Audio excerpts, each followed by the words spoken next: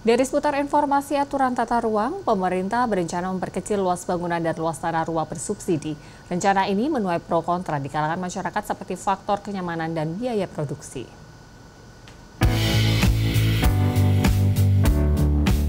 Kementerian Perumahan dan Kawasan Permukiman berencana memperkecil luas bangunan rumah subsidi menjadi 18 sampai 36 meter persegi dan luas tanah menjadi 25 sampai 200 meter persegi. Aturan ini dikatakan masih dalam pembahasan dan dilakukan uji coba. Sejumlah warga menyatakan tak nyaman jika luas rumah subsidi diperkecil. Luas rumah yang sekarang sebaiknya dipertahankan. Kalau bisa jangan dikecilkan, Mbak, Mas, karena apa? Kasihan warga-warga yang kayak rumahnya anaknya banyak, itu kan nggak bisa buat tidur mereka, malah kasihan nanti gitu. Jadi dipertahankan? Iya, dipertahankan, lebih besar, lebih enak gitu. Jadi nyaman gitu loh istilahnya itu.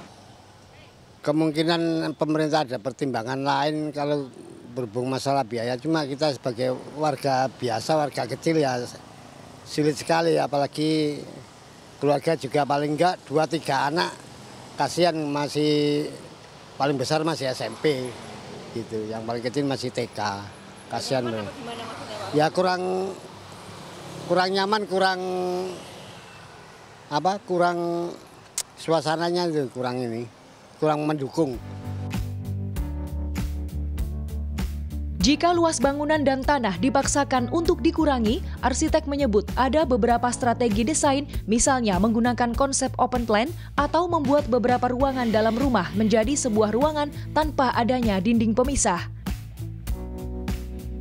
Kondisi rumah subsidi dengan luas bangunan 22 meter persegi dan luas tanah 60 meter persegi seperti ini, ada 1 kamar tidur, 1 kamar mandi, dan sisa tanah. Jika luas bangunannya menjadi 18 meter persegi dan luas tanah 25 meter persegi, arsitek mengatakan ada beberapa strategi desain. Misalnya mengurangi sekat. Jadi ruang makan, ruang keluarga, dan dapur bisa dijadikan satu karena aktivitasnya berdekatan. Sementara sekat bisa ditambahkan di kamar mandi. Jadi konsepnya kurang lebih seperti apartemen tipe studio.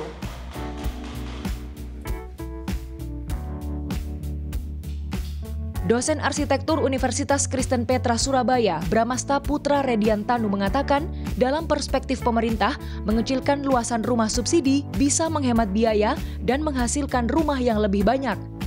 Namun dari perspektif penghuni kurang nyaman. Jika didasarkan pada kebutuhan ruang per individu yaitu 9 meter persegi, ukuran rumah itu terbatas untuk 2 orang. Selain kurang nyaman, juga akan mempengaruhi aspek kesehatan, misalnya akses pencahayaan alami dan udara yang terbatas. Kaitannya sama penghawaan pencahayaan alami. Kalau dianalogikan seperti ini sederhananya. Satu ruang itu mungkin di rumah tinggal sederhana terbatas hanya punya satu sisi jendela. Tapi idealnya sebenarnya dari keilmuan desain sebaiknya minimal ada 2 bukaan sehingga angin itu bergerak across. Nah, dengan membuat angin ini bergerak, segala macam udara yang terjadi dalam ruangan itu dapat bertukar dengan baik. Kaitannya sama kesehatan mungkin dengan udara yang bergerak leluasa itu tidak menyebabkan debu, bakteri, virus itu mengendap cukup lama dalam rumah. Sehingga udara bertukar cukup sehat. Di sisi yang lain, kalau dari segi matahari, sama-sama kita tahu matahari yang cukup itu baik untuk tumbuh kembang anak, setidaknya vitamin D untuk orang dewasa dan seterusnya. Sehingga dengan keterbatasan lahan rasanya akan menjadi sangat tricky ya untuk kemudian memberikan akses kepada matahari dan angin alami itu masuk ke dalam ruangan. Seperti itu. Redi menambahkan, daripada mengecilkan luasan rumah subsidi, lebih baik pemerintah memikirkan tipologi baru yang bisa menjawab efektivitas dan kuantitas. Selain itu, juga melebarkan perspektif sehingga tidak anti dengan menyewa, mengontrak, atau konsep hunian komunal yang disebut co-living. Sementara, salah satu pengembang rumah subsidi mengatakan tak masalah dengan luasan rumah yang diperkecil. Hal ini karena dipengaruhi daya beli masyarakat, harga tanah, dan biaya produksi yang berbeda-beda di tiap daerah. Menurut saya, memang kondisi ideal di masing-masing daerah itu berbeda. Karena apa? Menyangkut daya beli masyarakat yang berbeda, menyangkut harga tanah yang berbeda, menyangkut harga material yang berbeda, maupun harga upah yang berbeda. Tapi kalau targetnya pemenuhan defisit rumah, menurut saya itu sah-sah saja dan itu nanti mungkin akan disesuaikan. Jadi mungkin itu, karena apa?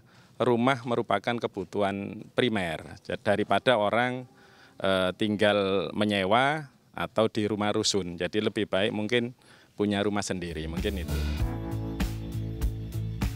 Lukman menambahkan, nantinya dimensi rumah akan disesuaikan dan dinilai masih layak huni. Kanza Tamarindora, Miki Peresia, Gresik, Jawa Timur.